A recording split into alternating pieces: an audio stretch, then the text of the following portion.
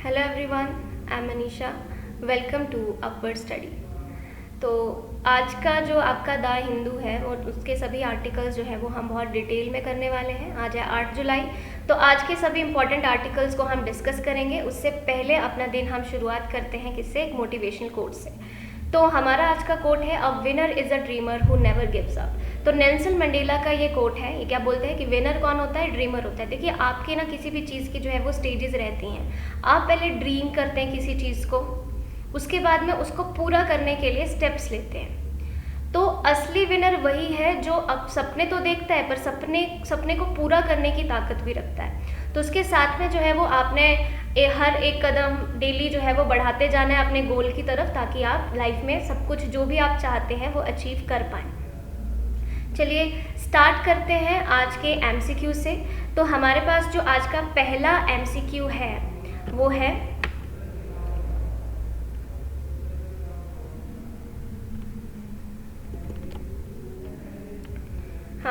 तो हमारा एमसीक्यू है कि which state top the ranking index for implementation of national food security act. तो हमने जो है वो इसके बारे में थोड़े दिन पहले चर्चा की थी। नेशनल जो है फूड सिक्योरिटी एक्ट को इम्प्लीमेंट किसने सबसे अच्छे से किया है? तो हमारे पास ऑप्शन है तमिलनाडु, उड़ीसा, आंध्र प्रदेश और राजस्थान। पहले आपने वीडियो को पॉज करके इसको जो है वो अटेम्प्ट कर लेना है, उसके बाद ही आपने इसका आंसर जो है वो देना है। तो देखते हैं इसका आंसर जो है वो हमारे पास क्या है। तो इसका आंसर है हमारे पास उड़ीसा। तो इस रैंकिंग में जो है वो उड़ीसा ने फर्स्ट रैंक जो है वो हासिल किया है नेशनल फूड सिक्योरिटी एक्ट को इम्प्लीमेंट करने में। उड़ीसा के बाद में रैंक किसका रहा है? यूपी का, और उसके बाद में आंध्र प्रदेश का। और अगर हम इसी रैंकिंग की बात करें, इसमें स्पेशल कैटेगरी स्टेटस में जो स्टेट्स हैं उसमें से त्रिपुरा जो है वो फर्स्ट रहा, हिमाचल प्रदेश सेकंड रहा और सिक्किम जो है वो थर्ड नंबर पर रहा है। तो आपको ये सब इन्फॉर्मेशन जो है वो याद रखनी है, किसी भी अपकमिंग एग्जाम में इस तरह के क्वेश्चन जो है वो आ सकते हैं। नेक्स्ट हमारे पास सवाल है कि who was recently appointed as directorate general of national investigation agency. तो आपको पता है कि एनआईए बहुत ही ज़्यादा न्यूज़ में रहा था अभी, तो उसके रिगार्डिंग जो है वो ये सवाल जो है वो आ गया है। तो यहाँ पर हमारे पास ऑप्शन है दिनकर गुप्ता, अरविंद कुमार, सेमंत गोयल एंड सुबोध कुमार जसवाल। तो इसका जो करेक्ट आंसर है वो आपने जो है वो पहले कोशिश करना है कि आप खुद आंसर्स दें, ठीक है। तो इसका सही आंसर रहेगा दिनकर गुप्ता। तो ये जो है वो फॉर्मर डीजीपी दिनकर गुप्ता पंजाब के थे और recently he became the director general of NIA and India's premier counter terrorist task force. तो ये जो है वो जैसे जो काम पुलिस से नहीं हो पाते हैं वो सब काम जो है वो ये खुद करते हैं, ठीक है। और इनकी पावर जो है वो एक एक्ट से निकल करके आती है। आपके लिए सवाल है कि आपने इस एक्ट के बारे में कमेंट बॉक्स में बताना है, ठीक है। तो ये सब चीज़ें आपके यहाँ पर रहती हैं। नेक्स्ट बात करते हैं, नेक्स्ट सवाल है हमारे पास कि which country is currently India's largest trading partner. क्योंकि अभी देखिए आपका जो ट्रेड डेफिसिट से भी आर्टिकल हमने कल ही कवर किया, तो इस तरह के सवाल जो है वो बहुत ही फ्रीक्वेंट हो सकते हैं। तो इसमें ऑप्शन ए है United states, China, Russia and United kingdom. तो इसका जो करेक्ट आंसर है, आई होप सबको आता ही होगा और आपने अब तक अटेम्प्ट भी कर लिया होगा। इसका करेक्ट आंसर है ऑप्शन ए यूनाइटेड स्टेट्स, ठीक है। तो हमारी जो ministry of commerce and industry है, इनके लेटेस्ट डेटा के अनुसार यूनाइटेड स्टेट्स जो है वो हमारा लार्जेस्ट ट्रेडिंग पार्टनर है और इसके साथ में जो बायलिटरल ट्रेड हम करते हैं उसकी वर्थ कितनी है? 119.42 बिलियन डॉलर्स इसकी जो है। और India second highest trading partner जो है वो चाइना है। नेक्स्ट हमारे पास सवाल है, the PSLV C53 mission ISRO launch 3 satellites of which country. तो इस मिशन में किस कंट्री की सैटेलाइट्स जो है वो इसरो ने लॉन्च की? तो ये की हैं किसकी? नेपाल, बांग्लादेश, सिंगापुर या फिर न्यूजीलैंड की। देखिए ये जो है ना, ये आपका संडे का जो न्यूज़पेपर था संडे वाले, उसमें जो है वो ये आर्टिकल आपका आया था। तो इसमें ये है कि कंट्रीज़ जो है वो इंडिया से जो है वो लॉन्च करवाती हैं सैटेलाइट्स वगैरह। कुछ कंट्रीज़ वेल डेवलप्ड होने के बावजूद भी, सब चीज़ें होने के बावजूद भी, क्योंकि कॉस्ट इफेक्टिव रहता है उनके लिए, कॉस्ट कम पड़ता है, तो उसलिए ये इंडिया से करवाते हैं। तो इसका सही आंसर है हमारे पास ऑप्शन सी, सिंगापुर। तो इसरो ने जो है वो यहाँ पर सिंगापुर की जो सैटेलाइट्स हैं वो सतीश धवन स्पेस सेंटर श्रीहरिकोटा से लॉन्च की, ठीक है। तो PSLV C53 is also the second dedicated mission of new space India limited. तो इसका भी ये आपका डेडिकेटेड मिशन है, इसके बारे में आपने देख लेना है। And ISRO has successfully launch the PSLV C52 mission in February 2022। ठीक है। नेक्स्ट बात करते हैं, Sambhaji Nagar is the new name of which Indian city. तो आपने इसका आंसर जो है वो देना है कि किस इंडियन सिटी का नाम जो है वो संभाजी नगर कर दिया। हमारे पास ऑप्शन है अहमदाबाद, औरंगाबाद, फिरोज़ाबाद एंड गाज़ियाबाद। इस क्वेश्चन का जो जवाब है ये आपको वीडियो के एंड में मिलेगा, तो आपने मेरे साथ में एंड तक बने रहना है। चलिए बात करते हैं आज के इम्पॉर्टेंट एडिटोरियल्स की, कौन से आर्टिकल्स हैं हमारे पास। तो फर्स्ट आर्टिकल जो निकल के आ रहा है वो है कि Boris Johnson resigns as PM, political drama ends in Britain. तो आपको पता है कि जो भी पॉलिटिकल क्राइसिस चल रहे हैं आपके यूके में, तो यहाँ पर बोरिस जॉनसन ने रिज़ाइन कर दिया है, उसके ऊपर ही ये पूरा का पूरा आर्टिकल है। तो आप यहाँ पर देख सकते हैं, मैंने इसके ऊपर एक वीडियो भी बनाया था, तो आप वहाँ से भी इसको देख सकते हैं। अभी मैं आपको बता देती हूँ कि बेसिकली यहाँ पर हुआ क्या है। डिसऑर्डरली एग्जिट करके एडिटोरियल में भी यहाँ पर छपा है आर्टिकल आज के। तो इसमें लिखा है कि instead of delivering the smooth Brexit, Boris Johnson leaves Britain worse off than before. कि और भी ज़्यादा कंडीशन जो है वो ख़राब हो गई है यहाँ पर। बोरिस जॉनसन ने जिस तरह से, मतलब एक तरह से स्मूथ एग्जिट इनका नहीं हुआ है, ये डिसऑर्डरली एग्जिट जो है वो हुआ है। तो यहाँ पर आप देख सकते हैं कि जो अगर हम बोरिस जॉनसन की बात करें तो ये जो है वो एक जर्नलिस्ट थे और फिर ये बाद में जो है वो एक पॉलिटिशियन बने, ठीक है। और ब्रेक्जिट की बात अगर हम करें तो ब्रेक्जिट को लेकर के जैसे ये जब इलेक्शन हुए थे तो तब इन्होंने, क्योंकि ये बोलते थे कि नहीं मैं आपका स्मूथ ब्रेक्जिट करवाऊंगा, और उसके साथ में जो है वो ब्रेक्जिट के बाद के जो एक अच्छे फ्यूचर की ये बात करते थे, तो उस टाइम पे ये बहुत ही ज़्यादा पॉपुलर हो गए थे। तो यहाँ पर जो है वो इनकी पॉपुलैरिटी बहुत ही ज़्यादा बढ़ गई थी। इनकी जो पोजीशन है वो पार्टी में अगर हम देखें तो वो बहुत ही ज़्यादा अच्छी हो गई थी, ठीक है। बट यहाँ पर एक चीज़ देखने वाली है कि ये इतने अनपॉपुलर कैसे हुए, क्योंकि ब्रेक्जिट के बाद में अगर हम देखें तो जो आपके यूके की जो इकोनॉमी है उसकी भी खस्ता हालत हो गई, इन्फ्लेशन वहाँ पर बहुत ज़्यादा बढ़ गई और वो सब चीज़ें यहाँ पर देखने को मिली। बोला कि his position with in the party became untenable in June when 41% of law makers ने जो है वो इनके खिलाफ ने नो कॉन्फिडेंस मोशन जो है वो जारी कर दिया और 41% जो है वो इनके अगेंस्ट थे। तो देखिए चाहे ये मेजॉरिटी में नहीं थे बट फिर भी 41% का इनके अगेंस्ट होना एक बहुत ही बड़ी बात है और इनके लिए बहुत ही बड़ी हार भी है, ठीक है। और एक पार्टी गेट स्कैंडल की बात करें कि जब पूरे देश में जो है वो इनके देश में जब पूरे का पूरा लॉकडाउन की सिचुएशन थी तो उस टाइम पर ये जो है वो पार्टीज कर रहे थे, तो उसके लिए इन्होंने फिर बाद में माफ़ी भी मांगी। तो देश के प्राइम मिनिस्टर जो है वो इस तरह से हरकत करें तो वो चीज़ जो है वो कहीं ना कहीं मतलब इतना सूटेबल नहीं लगता है, तो उनके ऊपर बहुत ज़्यादा फिर दबाव बना है ये रेजिग्नेशन के लिए। उसके बाद ही उसके अलावा और भी कई सारी चीज़ें निकल के आ रही हैं, जैसे कि बोल रहे हैं कि क्रिस पिंचर है, ये डिप्टी चीफ हुआ करते थे, तो बेसिकली इनके ऊपर सेक्सुअल असॉल्ट के भी एलिगेशन जो है वो लगे हुए हैं, बट फिर भी जो है वो बोरिस जॉनसन इनको एक तरह से प्रोटेक्ट कर रहे थे और वो सब चीज़ें निकल के आ रही थी। उसके बाद में जो चांसलर ऋषि सुनक है, जो हेल्थ सेक्रेटरी, और उसके अलावा हेल्थ सेक्रेटरी आपके साजिद जावेद है, इन्होंने भी जो है वो रिज़ाइन कर दिया और वो सब चीज़ें यहाँ पर होने लगी। तो उसके बाद में बहुत से रेजिग्नेशन हमें यहाँ पर दिखने को मिल रहे थे। अब मिस्टर जॉनसन ने 2019 में जब इलेक्शन जीता तो उन्होंने प्रॉमिस किया कि मैं ऑर्डरली ब्रेक्जिट करूंगा। तो ब्रेक्जिट ये ऑर्डरली करना चाहते थे, उसके बाद की जो जनता को उन्होंने बहुत ज़्यादा प्रॉमिसेस किए थे कि उसके बाद में जो भी फ्यूचर रहेगा ब्रिटेन का ये ब्रेक्जिट के बाद में तो वो बहुत ही अच्छा रहेगा, जो कि हुआ नहीं। तो यहाँ पर बहुत ही chaotic and painful divorce European Union से इनका जो है वो माना जा रहा है और उसकी यहाँ पर बात कर रहे हैं। तो बोल रहे हैं कि यहाँ पर कोई क्लैरिटी नहीं हुआ कि पोस्ट ब्रेक्जिट ट्रेड रिलेशंस कैसे रहेंगे यूरोपियन यूनियन के साथ में और नॉर्दर्न आयरलैंड के साथ में। ये जो प्रोटोकॉल जो है वो अभी भी एक मेस की तरह देखा जा रहा है। अब यहाँ पर बोले कि कंजर्वेटिव जो है वो ह्यूमिलेटिंग डिफीट सफ़र कर रहे हैं। 2 इलेक्शन में कंजर्वेटिव पार्टी जो है वो हार चुकी है, ठीक है। तो यहाँ पर जो है वो पार्टी भी इनको एक थ्रेट की तरह देख रही थी कि इतने अनपॉपुलर ये लीडर अब हो चुके हैं, तो जो है वो ये सब चीज़ें आपकी रहती हैं। उसके अलावा अभी यहाँ पर अगर हम यूके में देखें तो इन्फ्लेशन जो है वो 9.1% से बढ़ गई है, ठीक है, और ये हाईएस्ट है पिछले 40 सालों में। अगर हम देखें तो ये सबसे ज़्यादा यहाँ पर इतनी ज़्यादा जो है वो इन्फ्लेशन का बढ़ना बहुत ही बड़ी बात है। और यहाँ पर बैंक ऑफ इंग्लैंड बोल रहा है कि 11% जो है वो इसी साल और इन्फ्लेशन यहाँ पर बढ़ सकती है।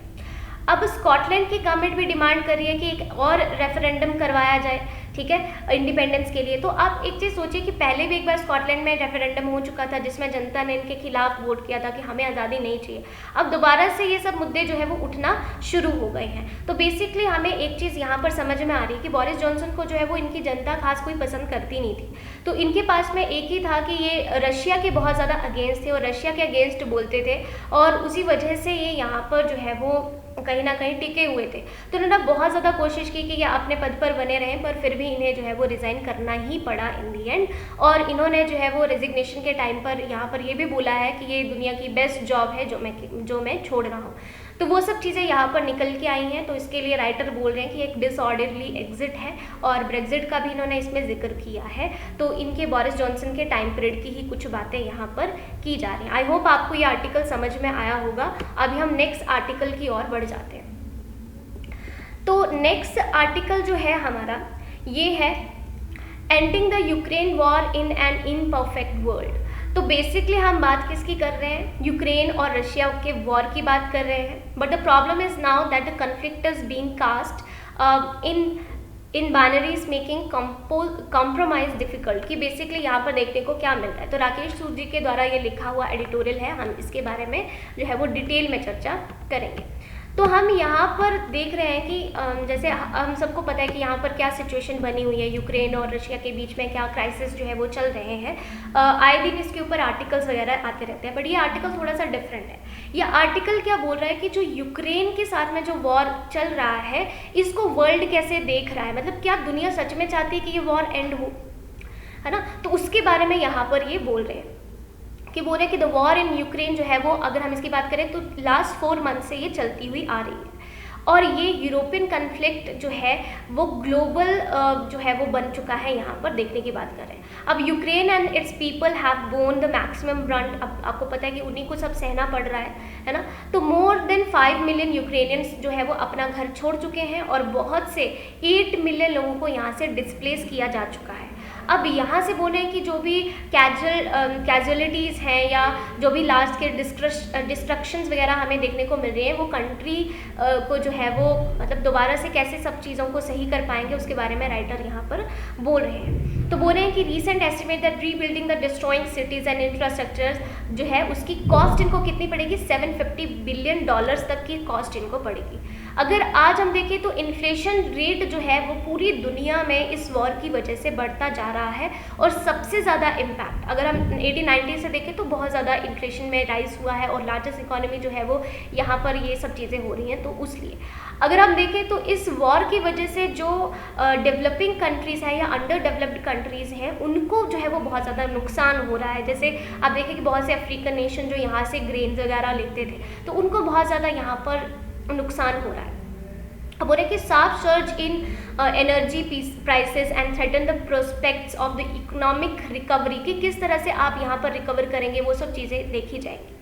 अब बोले कि कलेक्टिव ग्लोबल एक्शन इसके लिए हमें लेने चाहिए, इसको क्या किस तरह से डील करेंगे वो सब चीज़ें यहाँ पर देख रहे हैं।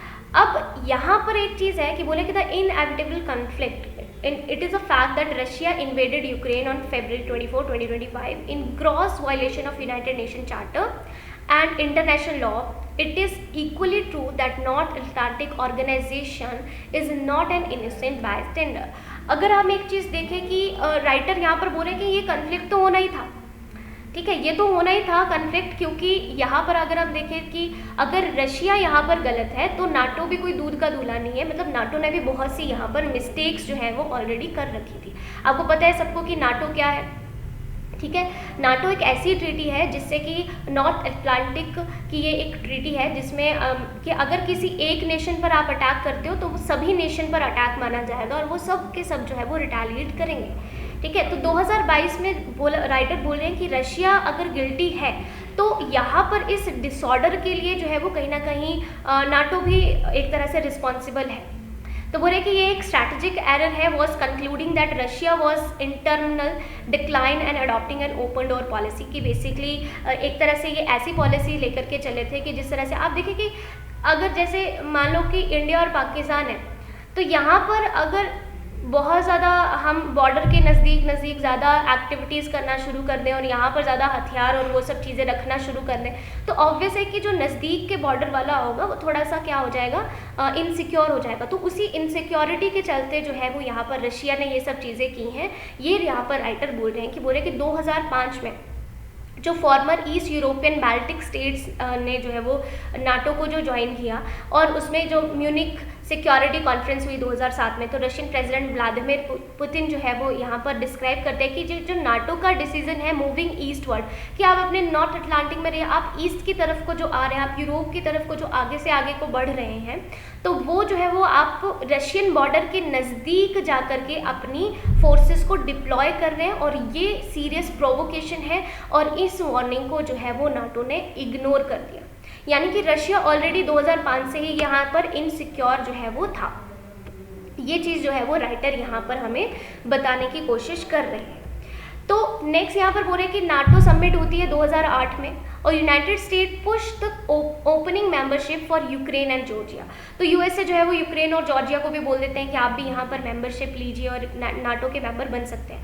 तो रशिया जो है वो इंटरवीन करता है जॉर्जिया में on the grounds of protecting the Russian minorities, की हमें भी अपनी माइनॉरिटीज़ को प्रोटेक्ट करना है, और वो सब यहाँ पर चीज़ें होती हैं। तो अभी यहाँ पर 2014 में क्या देखने को मिलता है, following the Euromaidan protest in Kyiv against president Viktor, तो विक्टर के खिलाफ में जो भी यहाँ पर प्रोटेस्ट वगैरह हुए वो एक प्रो रशियन थे, ठीक है। तो रशिया ने उसके रिटेलिएशन में फिर क्रीमिया वाले एरिया को जो है वो एनेक्स कर लिया।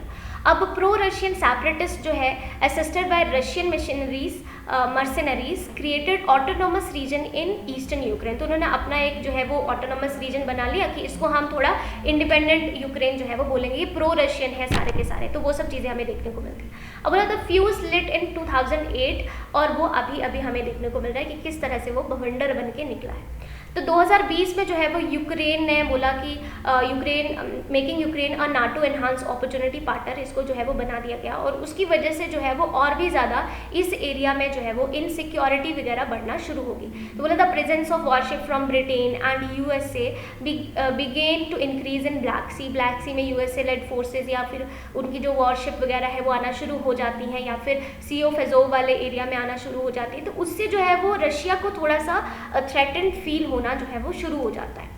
अब बोले कि अब ब्लेम गेम जो है वो बनाना शुरू कर देते हैं। Eventually talks will need to take place. अगर हम इसकी बात करें तो अभी अगर रशिया गिल्टी है तो जो है वो इसमें बाकी भी जो है वो इन्होंने ऐसी सिचुएशन को क्रिएट किया है जिसकी वजह से ये वॉर जो है वो हो रही है, ऐसी चीज़ों को बोला जा रहा है। और आप सबको पता है कि अभी जो है वो क्या इसका जो है वो सोल्यूशन निकल सकता है कि ये यूक्रेन और रशिया को मतलब वॉर को कहीं ना कहीं पर बढ़ाया जा रहा है, because they are adding fuel to the fire, they are not making a solution कि उनको बिठा करके बात करवाए यूक्रेन एंड रशिया को और उनके जो है वो सब सेटलमेंट्स को करवाए, ऐसा कुछ भी नहीं हो रहा है। तो ये सब चीज़ें जो है वो चल रही हैं कहीं ना कहीं। तो इस सब के बारे में यहाँ पर बात की जा रही है, और ये हमारे पास यहाँ पर आर्टिकल है। आई होप आपको ये समझ में आया होगा। तो अभी हम नेक्स्ट आर्टिकल की तरफ को बढ़ जाते हैं। नेक्स्ट हमारे पास आर्टिकल है LGBT कम्युनिटी के बारे में। बोले community and health issue of concern, तो बहुत ही इंपॉर्टेंट आर्टिकल है, इसके बारे में हम सारी चीज़ें जो है वो समझेंगे। तो बेसिकली यहाँ पर जो है वो राइटर एक बहुत ही इंपॉर्टेंट मुद्दे पर हमारा जो है वो ध्यान लेकर के जाना चाहते हैं। तो ये क्या बोल रहे हैं कि अगर आप देखें कि सेक्शन 377 जो कि नालसा जजमेंट के थ्रू जिसे डीक्रिमिनलाइज कर दिया गया था। अब बहुत सा ये कन्फ्यूज़न है कि पूरा का पूरा ही डीक्रिमिनलाइज हुआ था, नहीं, ये सिर्फ होमोसेक्सुअलिटी के लिए हुआ था कि अगर एक लड़का और एक लड़का शादी करते हैं या वो अपने साथ में एक सेक्सुअल रिलेशन बनाते हैं तो दैट इज़ ओके। लड़की या लड़की जो है वो शादी करती है that is okay, but homosexual के लिए ही है ये जो है वो और नहीं है, मतलब कि बाकी चीज़ों के लिए अभी भी यहाँ पर ये क्रिमिनलाइज किया गया है, इसको अभी भी क्रिमिनल कैटेगरी में जो है वो रखा गया। तो ये जो जजमेंट है ये पास कर दी गई, और यहाँ पर जो है वो LGBT कम्युनिटी की जो है वो बात की। उन्होंने बोला कि ये जो है वो अगर हम एक चीज़ देखें, एक चीज़ समझें थोड़ी सी, कि आप सोचिए कि एक पर्सन है या एक बच्चा है, ठीक है, जिसको जो है वो बचपन से ही बोला जा रहा है कि वो डिफरेंट है, या फिर जिसके साथ में बचपन से एक डिस्क्रिमिनेशन होता जा रहा है, तो उसमें सेल्फ कॉन्फिडेंस की कितनी कमी होगी, उसको अब्यूज़ किया जा रहा है। तो ये बोला कि ये जो deep rooted stigma, discrimination and often abuse that is community experiences, it often leads to extreme distress. कि हम बात करते हैं कि LGBT को अधिकार देने की, हम ये सब बात कर रहे हैं, तो फिर हम इसके ऊपर क्यों नहीं बात करें जो कि सबसे इम्पॉर्टेंट इशू है, दैट इज़ मेंटल हेल्थ। हम मेंटल हेल्थ के ऊपर क्यों बात नहीं कर रहे? तो उसके बारे में ये पूरा का पूरा आर्टिकल है कि ये जो लोग हैं ये इतनी बुरी तरह से सफ़र करते हैं, इतने ज़्यादा डिस्ट्रेस हो चुके होते हैं, इनकी जो सेल्फ वर्थ है वो होती नहीं है, मतलब उसको ये कुछ समझते नहीं है, इनको लगता है कि हमारे में ही कुछ कमी है, हमारे में ही कुछ कमी है। तो ये जो है वो कहीं ना कहीं इसका रिजल्ट निकलता है कि सेल्फ हेट, सफरिंग से ये जो है वो बच्चे जूझते हैं, जो भी लोग हैं वो जूझते हैं। अब बोले कि while the mental health needs to be need of the LGBTQLA जो है कम्युनिटीज़, इनके लिए जो है बोले are not different from others, that is identity of social context. अगर हम सबकी बात करें तो ये सब चीज़ें इनके लिए भी अलग नहीं है। मतलब राइटर यहाँ पर बोल रहे हैं कि अगर हम एक नॉर्मल देखें कि नॉर्मल पर्सन को अगर कोई डिप्रेशन का शिकार होता है तो यहाँ पर वो साइकेट्रिस्ट के पास में जाता है। अब वो उसके पास में जाता है और उसको जो है वो नॉर्मली अपनी प्रॉब्लम के बारे में बताता है कि ये मैं फील कर रहा हूँ, तो उसका एक सल्यूशन साइकेट्रिक के पास में है। पर अगर कोई इस कम्युनिटी का बच्चा है या कोई बड़ा है, वो अपनी प्रॉब्लम्स को लेकर के जाता है, तो इवन साइकेट्रिस्ट को खुद ही नहीं पता है कि इसको डील कैसे करना है, तो उसका कोई इलाज निकल के नहीं आता है। तो ये सब चीज़ों के बारे में जो है वो बताया जा रहा है। अब बोला है कि if a person's gender identity is different from the sex assigned to them at birth, this conflict and othering is extreme. मतलब कि ये सब जो निकल के आते हैं बहुत ही एक्सट्रीम लेवल पर चीज़ें जो है वो चली जाती हैं। बिकॉज उनको देखिए, आप एक चीज़ है कि जैसे एक बच्चा जो है वो अभी पैदा भी नहीं हुआ होता तो उसका नामकरण करना शुरू कर देते हैं। हम सोचते कि नहीं इसका नाम क्या रखेंगे, लड़का होगा तो ये नाम रखेंगे, लड़की होगी तो ये नाम रखेंगे। बट व्हाट इफ़ कि वो ना तो लड़का है ना लड़की है ना, तो कैसे उसका नामकरण किया जाए, है ना। तो वो सब चीज़ें हैं। तो बोला कि person feel trapped and conflicted that feeds their gender dysphoria. तो उसमें जो है वो कहीं ना कहीं ट्रैप हो जाते हैं और वो सब प्रॉब्लम्स जो है वो आना शुरू हो जाती हैं। अगर हम नॉर्मली एक चीज़ देखें कि जैसे हम अपने हिंदुज़म की बात करते हैं, तो हिंदुज़म में ना जैसे अर्धनारीश्वर है, तो हमारे यहाँ पर ये सब चीज़ें जो है वो पहले से ही एक तरह से जस्टिफाइबल थी, वहाँ से चलती आ रही थी। बट बाद में जो है वो ये जो है वो वेस्टर्नाइजेशन का कुछ प्रभाव है कि हम जो है वो इस तरह से बाद में सोचना हमने शुरू किया। तो बोले कि loneliness and substance use, it is not surprising than LGBT youth are likely to suffer 1.75 times more anxiety and depression than the rest of the society. कि हमसे या किसी भी नॉर्मल पर्सन से 1.75 टाइम्स उसको जो है वो ज़्यादा डिप्रेशन के चांसेस होते हैं। Transgender community even more vulnerable होती है क्योंकि वो सफ़र करते हैं 2.4 टाइम्स हाई एंग्जाइटी और डिप्रेशन से, ठीक है। तो वो सब चीज़ें हैं। बोले कि large majority of the psychiatrist in India वो खुद को मतलब सिर्फ कंसिडर करते हैं diverse sexual orientations and gender identities as a disorder and practice. मतलब कि खुद ये साइकेट्रिस्ट को ही लगता है कि ये जो आपकी अदर जेंडर आइडेंटिटीज़ हैं वो एक डिसऑर्डर है, तो वो कैसे एक करेक्शनल थेरेपी जो है वो दे पाएगा एक पेशेंट को। तो वो सब चीज़ों के बारे में बोल रहे कि ये सिर्फ और इसी के लिए नहीं है, एक जनरल हेल्थ के लिए भी है। आप देखते हो कि हॉस्पिटल में मेल वार्ड है, फीमेल वार्ड है, तो एक जो LGBT कम्युनिटी का पर्सन है वो कहाँ जाए, उसको किस तरह से जो है वो सब चीज़ें करे। तो यहाँ पर जो है वो प्रॉब्लम बहुत ही ज़्यादा बड़ी है, इसके बारे में जो है वो राइटर हमारे लिए बता रहे हैं। तो ये हमारे पास जो है वो आर्टिकल निकल के आता है। बोले कि इसके लिए हमारे पास सोल्यूशन क्या है कि हमें एक लॉन्ग टर्म सोल्यूशन को लेकर के चलना होगा, कि ऐसे नहीं कि हमने कुछ भी ऐसे कर दिया, तो लॉन्ग टर्म सोल्यूशन को लेकर के चलिए। और इसका एक ही सोल्यूशन है कि आप जो है वो एजुकेशन प्रोवाइड करवाइए, इसके रिगार्डिंग अवेयरनेस दिलवाइए, है ना। तो अवेयर होना चाहिए और एजुकेटेड रहना चाहिए, ठीक है। मतलब जैसे कि पेरेंट्स भी फील करते हैं या वो भी most of the parents feel ashamed of the children कि वो बच्चे ऐसे हैं या मेरा बच्चा जो है वो ऐसा है, तो वो खुद ही उस चीज़ को शो नहीं करना चाहते हैं। तो क्योंकि वो अवेयरनेस नहीं है, पब्लिक अवेयरनेस जब नहीं होगी तो वो जो है वो नॉन डिस्क्रिमिनेशन जो है या फिर ये डिस्क्रिमिनेटरी नेचर जो है वो भी कहीं ना कहीं दूर हो जाएगा। ऐसा जो है वो यहाँ पर राइटर बोल रहे हैं। नेक्स्ट आर्टिकल जो है वो टेक्स एंड कंटेक्स है। यहाँ पर टर्बुलेंस इन द एयरलाइन, इसके बारे में बात कर रहे हैं। तो कल भी हमने ये आर्टिकल जो है वो डिटेल में डिस्कस कर दिया था, जो कि स्पाइस जेट को जो है वो टर्बुलेंस यहाँ पर देखने जो भी चीज़ें जो है वो हो रही थी स्पाइस जेट के रिगार्डिंग, जो आपका आर्टिकल था जिसमें लीकेज के कारण 53 मिनट्स तक ये फ्लाइट जो है वो ऊपर ही उठती रही, और फिर इसको जो है वो प्रिकॉशनरी लैंडिंग के चलते जो है वो कराची एयरपोर्ट पर इसे लैंड किया गया।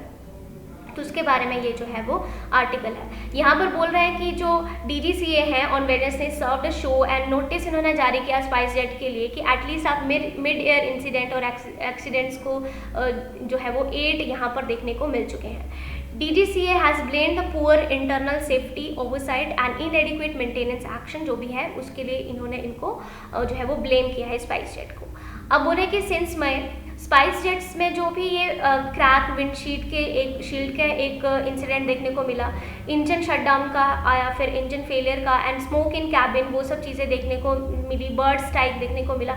तो बोले कि आपका जो ये पूरा सिक्योरिटी का जो मैटर है, जो सेफ्टी का मैटर है, उसमें आपका पूरा का पूरा मैनेजमेंट ही पुअर है। उसके बारे में ये पूरा का पूरा आर्टिकल जो है वो चला। नेक्स्ट आर्टिकल है the proposal for an India specific norm for assessing vehicular safety in collision. Basically यहाँ पर व्हीकल सेफ्टी की यहाँ पर बात की जा रही है, ठीक है। तो हम देखते हैं कि ये आर्टिकल क्या है। बोले कि जून 24 में यूनियन मिनिस्टर नितिन गडकरी ने यहाँ पर अप्रूव किया था एक ड्राफ्ट GSR का। अब ये GSR क्या है? ये जर्नल स्टैट्यूटरी रूल्स हैं, नोटिफिकेशन है, जो कि पूरा देखेंगे। Comments on the proposal to introduce, कि किसको इंट्रोड्यूस करेंगे? Bharat new car assessment programme, जिसको हम बोल रहे हैं भारत NCAP, ठीक है, भारत NCAP। तो इसके बारे में बात करें। अब ये न्यू कार असेसमेंट प्रोग्राम जो है, अगर इसकी बात करें तो ये रिलायबल इन्फॉर्मेशन देगा किसी भी व्हीकल के बारे में, कि क्रैश सेफ्टी है इसमें, या इसके क्या क्या क्राइटेरिया है, इसके प्रोसीजर के, वो सब चीज़ें हैं कि ये मतलब इंटरनेशनल मार्केट के उसके बेसिस पर जो है वो चलता है। पर भारत NCAP जो है वो असाइन करेगा व्हीकल्स को कि पूरे 1 and 5 stars on the parameters of adult occupation की प्रोटेक्शन है, एडल्ट्स का प्रोटेक्शन है, बच्चों का प्रोटेक्शन है उसमें, या सेफ्टी असिस्ट टेक्नोलॉजी है व्हीकल में, उन सब चीज़ों को चेक करने के बाद ही ये जो है वो प्रोवाइड करवाया जाएगा। तो यहाँ पर बोल रहे हैं कि union minister for road and transport and highways कौन है? हमारे नितिन गडकरी जी। तो इनके बारे में बोल रहे हैं कि इन्होंने जो ये ड्राफ्ट जो है वो निकाला है ताकि ये इम्प्लीमेंट कर से भारत NCAP को। अब बोला कि व्हीकल्स को इवैल्यूएट कैसे करेंगे हम, कि किस तरह के हैं ये सही है नहीं है, उसको हम किस तरह से इवैल्यूएट करेंगे, और इस NCAP का पर्पस क्या है? तो NCAP का बेसिकली पर्पस है कि ग्लोबली रिलायबिलिटी या रिलायबल इंफॉर्मेशन प्रोवाइड करवाना है कि हमारा ये जो व्हीकल है ये क्रैश सेफ्टी के लिए है, मतलब किस तरह से अगर कोई एक्सीडेंट भी होता है तो कितना सेफ है, या क्या चीज़ ये प्रोवाइड करवा सकता है। तो वो सब है। अगर आप देखें तो ये आपको जो है वो इंटरनेशनल मार्केट्स में भी हेल्प करेगा। They are separate from the country specific motor standards in the sense that the latter restrictions itself to assess the vehicle and roadworthiness and not necessarily how it would ensure the safety collision, मतलब कि सब चीज़ों को यहाँ पर देखेंगे, ठीक है। तो यहाँ पर बोले कि किस तरह से इसको हम इवैल्यूएट कैसे करेंगे। तो बोले कि जो वॉलेंटरी NCAP है ये पूरा करेगा कि व्हीकल्स को 5 स्टार पैरामीटर्स में देखेगा, एडल्ट ऑक्यूपेशन के तहत, चाइल्ड ऑक्यूपेशन के तहत और सेफ्टी असिस्ट टेक्नोलॉजी के तहत। तो ये 3 चीज़ें आपको याद रखनी है। एक तो हम बात करें कि एडल्ट ऑक्यूपेंट है तो उसका प्रोटेक्शन कैसा है, एक है कि चाइल्ड ऑक्यूपेंट है तो उसका प्रोटेक्शन एक जो है वो इस व्हीकल में कैसा है। थर्ड हम देखते हैं कि सेफ्टी को असिस्ट करने की जो टेक्नोलॉजीज़ हैं इस व्हीकल में किस तरह से, तो वो सब चीज़ें जो है वो आपकी इसके तहत जो है वो आएंगी। उन सब के बारे में हम यहाँ पर देखेंगे, इन 3 पैरामीटर्स में हम यहाँ पर चर्चा करेंगे। नेक्स्ट बहुत ही इंपॉर्टेंट न्यूज़ निकल के आया है कि आपको पता है कि हमारे जयशंकर जी जो है वो बाली में उन्होंने जो है वो मीटिंग की है अभी, तो उन्होंने LAC के रिगार्डिंग कुछ इश्यूज़ जो है वो यहाँ पर निकाले हैं वैंग यी के साथ में, ठीक है। तो ये इंडोनेशिया में अभी यहाँ पर ये जो है वो मीटिंग हुई है। तो हमारे एक्सटर्नल अफेयर्स मिनिस्टर या फॉरेन अफेयर मिनिस्टर और चाइनीज़ फॉरेन अफेयर मिनिस्टर जो वैंग यी हैं वो इंडोनेशिया में मिले। तो बहुत ही इंपॉर्टेंट ये मीटिंग हमारे लिए रहने वाली है।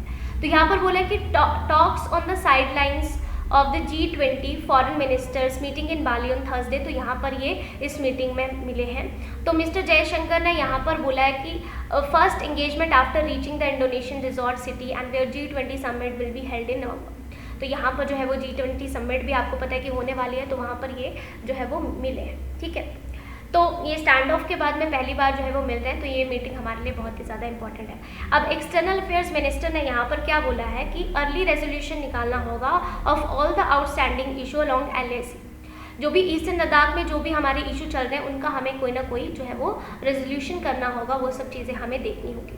And recalling the disengagement achieved in some friction areas, external affair minister reiterated that needed to sustain the momentum to complete disengagement from all the remaining areas, restore peace and tranquility in the border areas। कि हमें border areas में किस तरह से piece को maintain करना है, किस तरह से ये जो फ्रिक्शन एरियाज़ हैं उनके ऊपर बात करनी है, वो सब चीज़ों के ऊपर जो है वो बता रहे हैं। तो यहाँ पर जो दोनों मिनिस्टर यहाँ पर मिले हैं, इन्होंने बोला कि हम रेगुलर कॉन्टैक्ट, जो मिलिट्री डिप्लोमेटिक मीटिंग वगैरह होती हैं वो हम करते रहेंगे, रेगुलर हम कॉन्टैक्ट में रहेंगे, और हम 16th round of senior commanders meeting के बारे में यहाँ पर सोचेंगे। और ये आपका चौशुल मोल्डो बॉर्डर पॉइंट पर जो है वो इसके लाइन पर जो है वो रहेगा।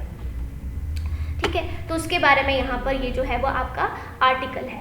ठीक है, तो ये सब चीज़ें आपकी यहाँ पर चल रही हैं। उसके अलावा जो वैंगी हैं, इन्होंने बोला है कि जो आपकी जितनी भी चाइनीज़ कंपनीज़ वगैरह हैं उनके बारे में यहाँ पर इन्होंने बात की, जैसे वीवो वगैरह है कि इन्फोसो है, वो आप सब चीज़ें करिए। तो ये सब चीज़ें आपकी यहाँ पर रहती हैं। तो ये था हमारा आज का द हिंदू का इम्पॉर्टेंट डिस्कशन। और अभी मैं आपको जो लास्ट क्वेश्चन मैंने पूछा था कि संभाजी नगर जो है वो किसका नाम है, किसका नाम यहाँ पर इन्होंने चेंज करके रख दिया है। आई होप आपने आंसर दे दिया होगा। तो इसका सही आंसर है औरंगाबाद।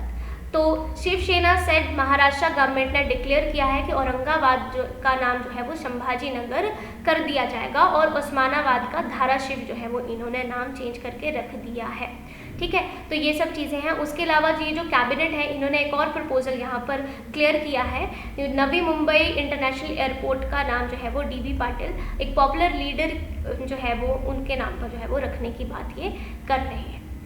ओके, तो ये था हमारा आज का पूरा द हिंदू का डिस्कशन। आई होप आपको ये सब चीज़ें जो है वो समझ आई होंगी। अगर आपको कोई चीज़ जो है वो समझ में नहीं आती, आप मुझे कमेंट बॉक्स में बता सकते हैं। प्लस अगर आपने अभी तक हमारे चैनल को सब्सक्राइब नहीं किया है तो प्लीज़ आप अभी सब्सक्राइब कर लीजिए, और अगर आपको वीडियो अच्छा लगता है तो उसको लाइक कीजिए और शेयर भी करें।